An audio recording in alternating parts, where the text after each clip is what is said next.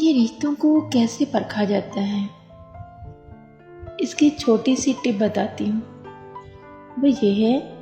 کہ اگر مرد کو پرکھنا ہو تو اس کے آگے مسئلہ رکھو، عورت کو پرکھنا ہو تو اس کے اندر کمزور مستقبل کے اندیشے ڈالو،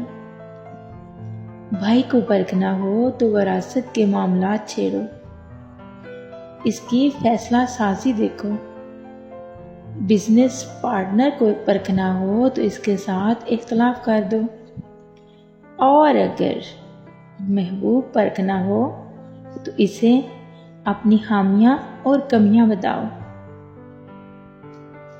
یہ ہے جانچنے کا طریقہ، لیکن اس میں اپنے رشتوں کو کھونا مت، کیونکہ یہ فرضی باتیں ہیں جو میں آپ اور کوئی آپ کو بتاتا ہے، لیکن جو رشتے ہوتے ہیں وہ تو انمول ہوتے ہیں، اس کو تو پرکھنا ہی نہیں چاہیے۔